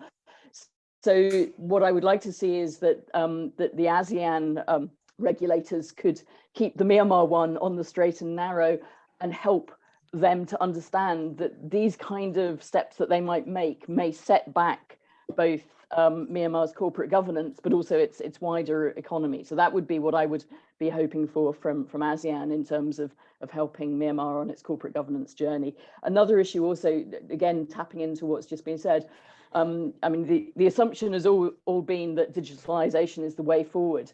Again, we're going backwards now in Myanmar on digitalization. We're having internet shutdowns. We're having a degradation of the network. Devaluation of the chat and so on has made our data prices go up. So that, first of all, means that our Myanmar directors need to be thinking about those risks in their digitalization strategy. But then also they and others need, again, to be doing something to try to keep the Myanmar digital trajectory in the right direction rather than in the wrong direction. One positive thing we saw about 2 weeks after the coup was that the military government came out with a draft cybersecurity law, which almost all the business associations, partly at our urging, stood up and said this will be bad for the economy. It was all about data localization. It was going to lead to increased restrictions. And I think, again, having Myanmar part of that wider ASEAN debate on the importance of the fourth digital revolution and how we need to be more liberal rather than more nationalized is very important. Thank you. Yeah, for sure. Does everybody agree on that? Because I do think about ASEAN is, it comes back to the analogy about how a rising tide lifts all boats, right? So if everybody gets on at least the same plan, you can at least, see the greatest strength of the bloc. It's always been about the fact that we need to see the greatest strength of the bloc, but it's the unevenness that kind of sometimes holds people back. I mean, like, how did anybody else want to chip in on like how ASEAN in general, do you think can help? Yeah. If I may. Yeah, of course. A lot of time we get lost in all this new buzzword and all this new terminology and all this new parameter that or indicators that international want to apply to all the countries on earth. So much that sometimes it waters down the risk of the whole region or the risk of our own country. Because you can't if you say human right, you have to be specific about what does that mean to your country, right? If you talk about that conceptually, then you're not going to get anywhere. So it would be great if we come together and talk about sustainability issues in the regional context and even similarity and difference in the country's context, and help each other and learn from each other, because right now there is no more guru on earth because the game is reset. Just learn together and share, and then just come up with our own path of dealing with sustainability. I'm not saying that we have to be silo for others, but what are our own context of that? For example, inequality in Thailand, really bad. Corruption. I haven't seen anyone talk about corruption for a while, and corruption is a sustainable goal for, I think is the last one, is the number SDG number 17. But if there is still corruption, then the rest of the 16 is not going to work. Because, you know, if official take bribe and then allow the immigrant and you know, workers to without any permit, you know, it's not going to work. You know, or the so what I'm saying, the first thing is, can we stick together and talk about sustainability in our own context? I would like to add, now that I have my time, bring common sense back into boardroom. A lot of time we talk about all this buzzword and we get lost in that. We get lost in all this measure. And bring common sense back into boardrooms means what? It means, okay, we talk about digital. It's not really about the digital. Digital is just a tool. We talk about consumer and how to create a better experience for the consumer and other stakeholders using digital as a platform, right? So with that, we need digital director who understand business, and we need business director who understand implication of digital. What I'm trying to say is that right now we need to sometime get the buzzword out and bring the common sense in. For example, another example is that mental health. What about mental health at C-suite? Because if they have lots of mental health, it's contagious and it goes down to their people too. What do we do as a board to do that? It's almost like, you know, parenting right now. We used to, as a board of director, parenting the management. It used to be like a parent to the small kids. So this is the rule base. You have to do this, comply. Now it's about teenagers. It's about principle based. But you have to understand where we're going and understand the purpose. Airbnb, they lay off 25% of their workers, but they did it in a elegant way and very, they give all the laptop to all those workers, and they help all those workers find new jobs. So what I'm trying to say here is that what we are doing, bring the context of our purpose and the common sense back. Thank you. But you know, what they say, right, Kovac? They always say common sense is actually not that common. Although, I mean, as the joke kind of goes. But I do agree with that. I mean, I think sometimes you can get caught up in the swirl and the big ideas, and you forget sometimes to go back to basics. Isn't that what the pandemic taught us a lot of us to do, which is actually go back to basics? And, you know, talking about collaboration and helping and the region, anybody can answer this, but I'm very curious. You know, how do you think national IODs support board directors in the region further in coping with the evolving challenges and expectations? Where do you think the collaboration can come from? You know, how do we all sort of benefit from this? You know, who has I would love to hear anybody's view on this. Maybe if I may start, Nadia. Of course, Shirley. Just a few simple. We all deal with regulatory bodies. I deal with the Securities Exchange Commission, the Central Bank, and other regulatory bodies who oversee the different companies who have to report to them. And it would be good if we all share how we deal, how we do about our daily business, and see where we can get some advice from each other. Maybe meet regularly, quarterly, and share some things that work and some things that haven't worked. And of course, typical of any ASEAN bloc, you know, it works when we do things together, unified. We also have a self-fulfilling purpose here, because if we have more validated information and learn from each other, then we ourselves will get better with all the synergies that we have.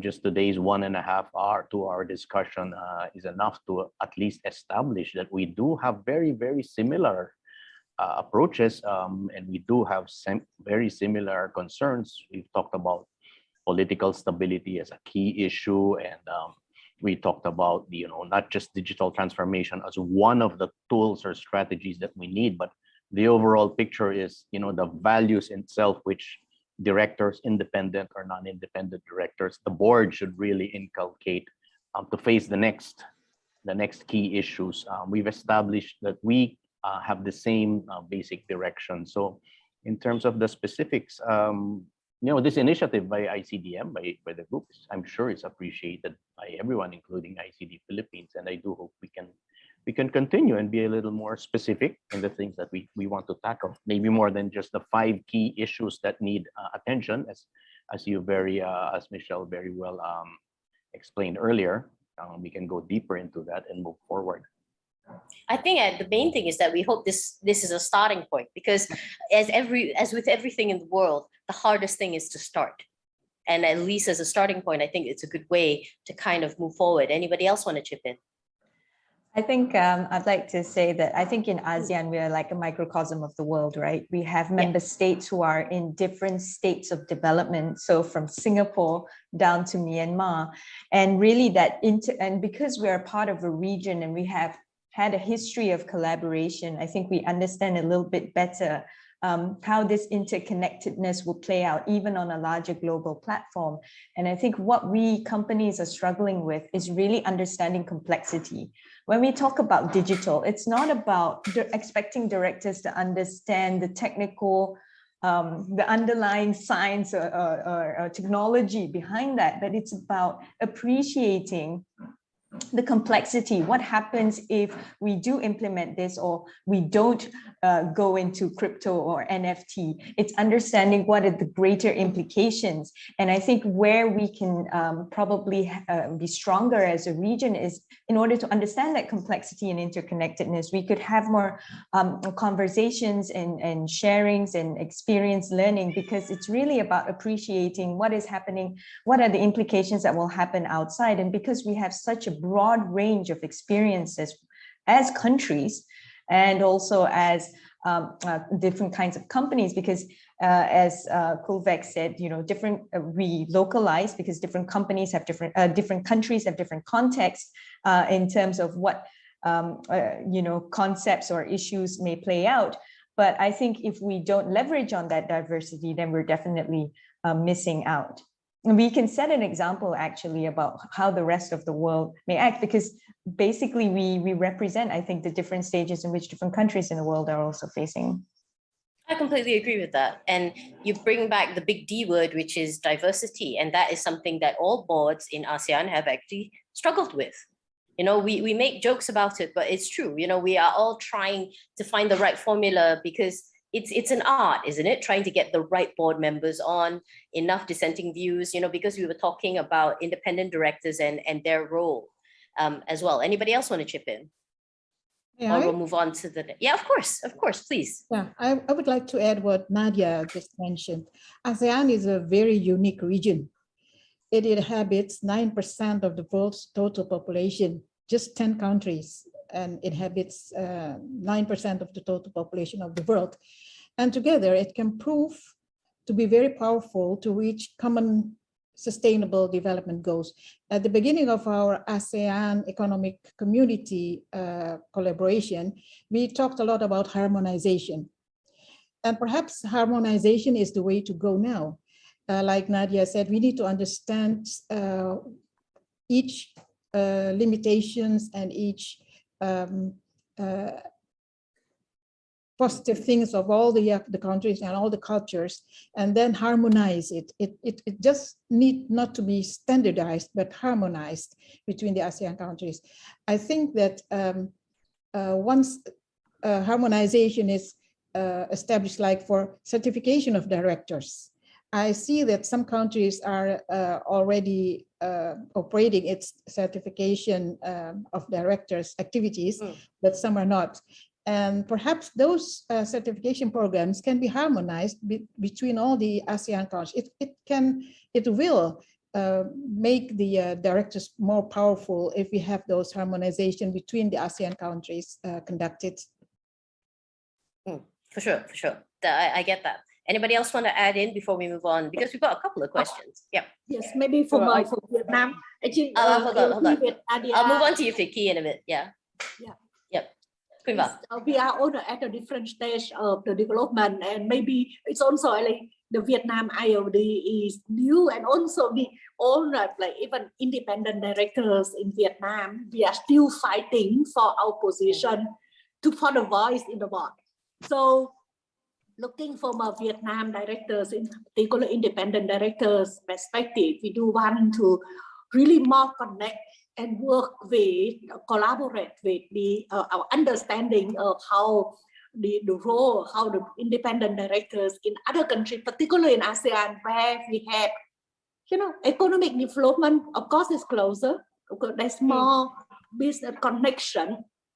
How can we learn? Because I think from all of the discussion, and I may just step back, when we talk about the role of the independent directors in the board. I must say that in Vietnam, they are still fighting for the voice.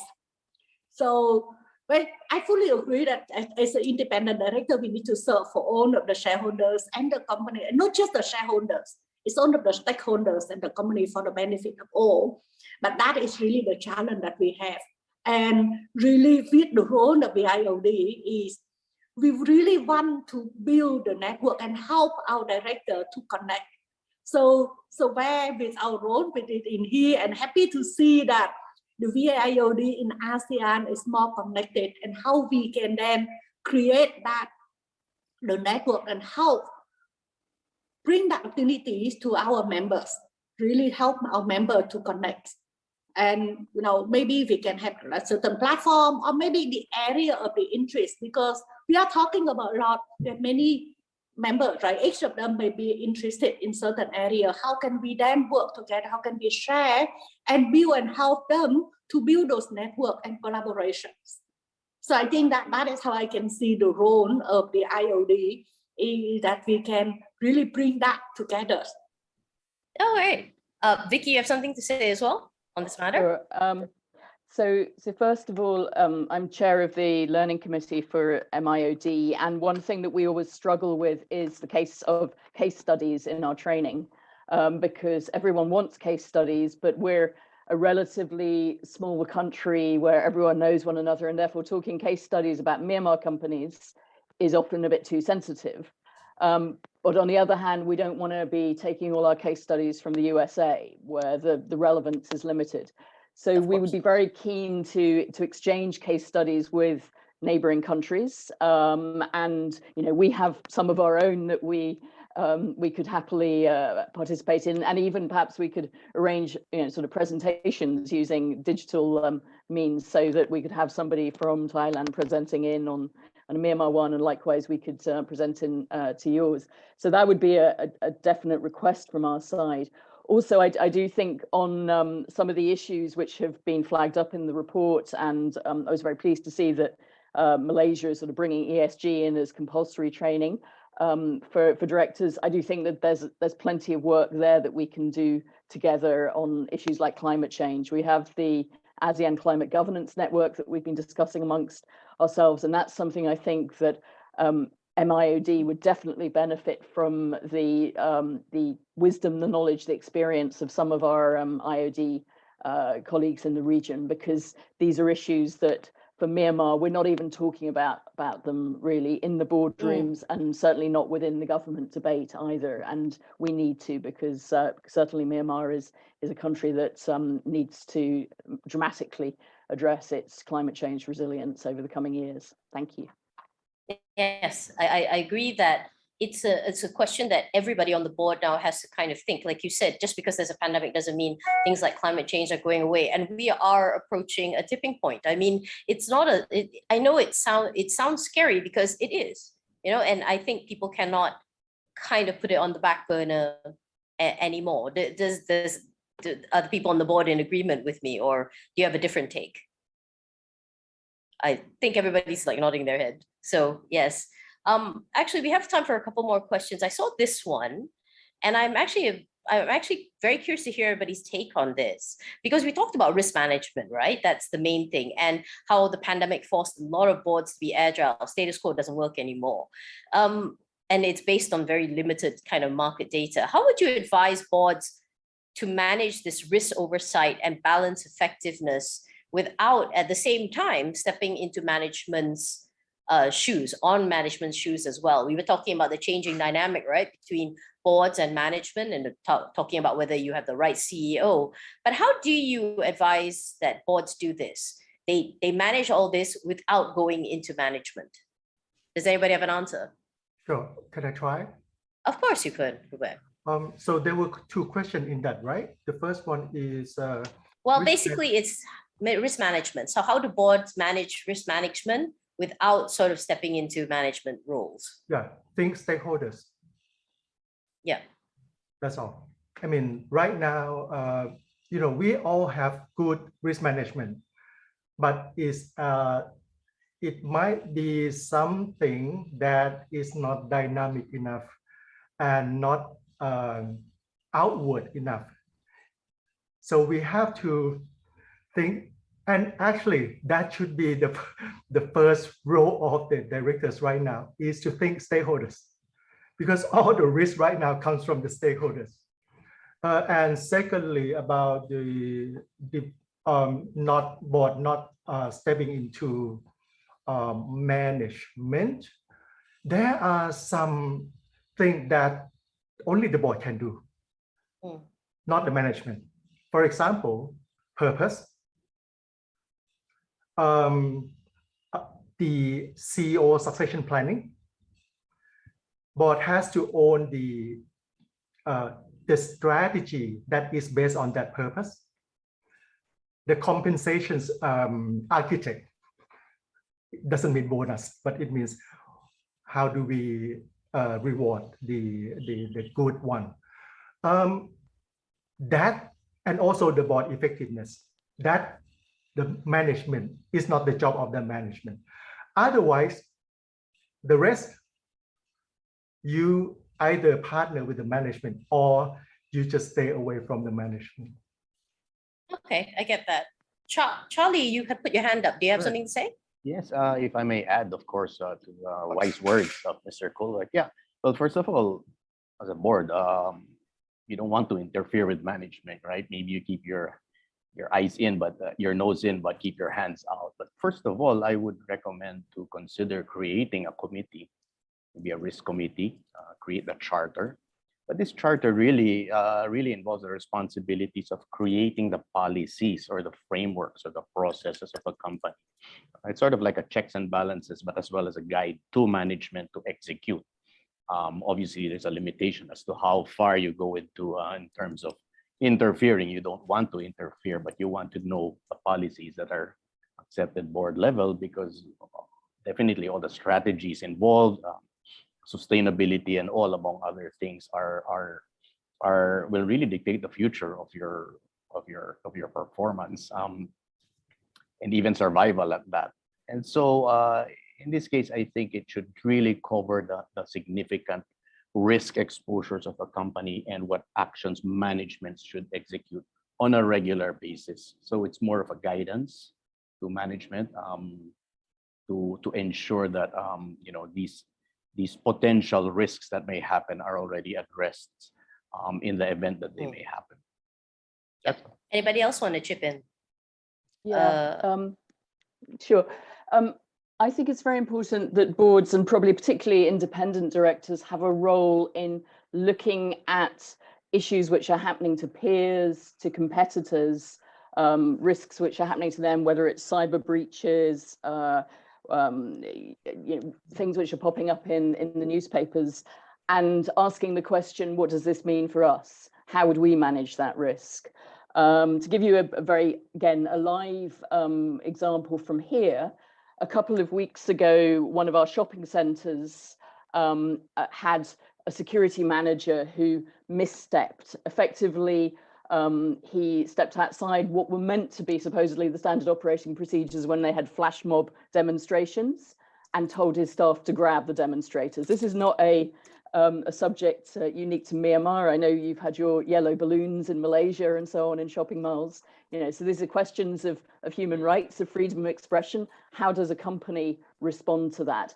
The consequence of misstepping by sending his guards to basically rugby tackle the demonstrators is that shopping centre has now been boycotted by customers for over 2 weeks. Shops have been closed, and also the tenants in its office block have been asking questions about how security is managed and why there didn't seem to be a correct use of force policy. So I think the role of directors in other Myanmar companies should be to be asking exactly the same questions about how are we managing our private security? How are we managing that risk so that we don't end up in the same position? So I see that as being something which it's a very useful role for directors to be playing. Yeah. Anybody else have to add before we sort of head towards the end of conclusion? Yes.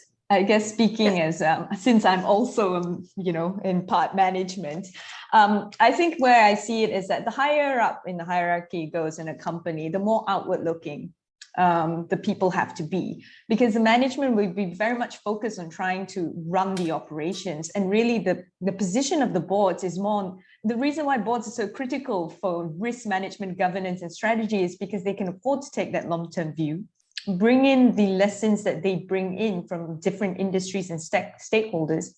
Very important, the relationship with stakeholders or engagement with stakeholders, to develop that point of view and ask the right questions to the management if they've considered the full implication of the decisions that are being made, and to be the stewards, as it were, because these are questions that are not easy to get answers to.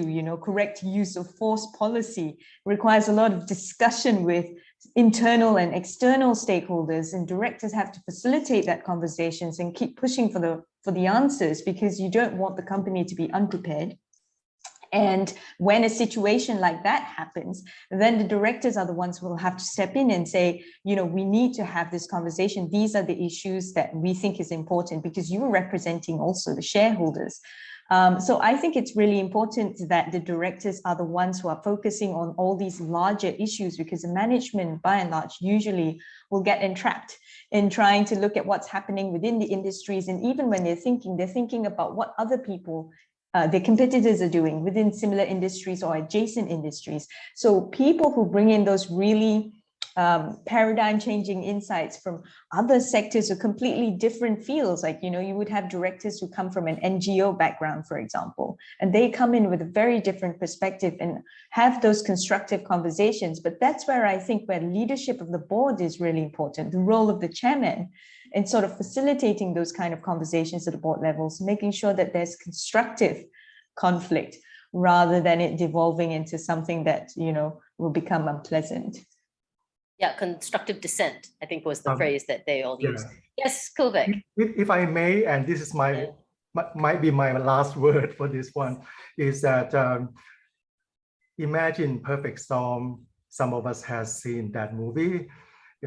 Right now is perfect storm for all the corporates, and the directors are the lighthouse. The management are the boats, are the ships. Don't jump into the ship. You are in the lighthouse and you have a lot of work to do, because right now the ship wants your guidance to see where they should go and where they should not go. They need your guidance on what's out there, because they cannot see it. They're too busy just operating their ships.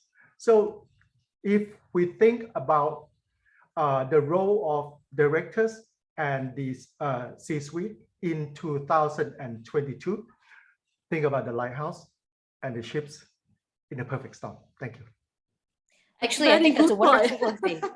I think that's a wonderful way to kind of end it. So thank you very much, Kovek, for that. We've run out of time. I am very sorry. I mean, I've really, it was an almost hour discussion, and I've enjoyed absolutely every minute of it. But so everybody, please join me in thanking all our wonderful panelists for this morning, different insights, different views. And I hope that the main takeaway from this is that we can all learn from each other in terms of diversity. Now, before we wrap up for today, I would like to ask, and this is the Zoom thing, right? Would everybody pose, because we're all going to take a photo first? Thank you absolutely everyone for all your views. It's been a fascinating morning for me to just listen to everybody's sort of like, feedback and everybody's view on it. I would like to thank ICDM for the wonderful report. As you can see, that you can download it and read it at your own leisure as well. And with that, we've run out of time. It is our so we're wrapping up for today. So if we'd like to hear from all of you who have joined us, thank you very much. Please drop us your feedback and questions in the chat box. But not only about today's PowerTalk, but also about ICDM's various programs. One in particular, the mandatory accreditation program, is something that we hope that you'll take a look at, designed to formally onboard new directors and, as we say, sort of extend the talent pool. Our panelists were talking about the talent pool in general, so that's another one to take with that. And with that, we've come to the end of our webinar for today. Thank you so much for your participation and all the questions and the comments. We still have a whole week of this PowerTalk series.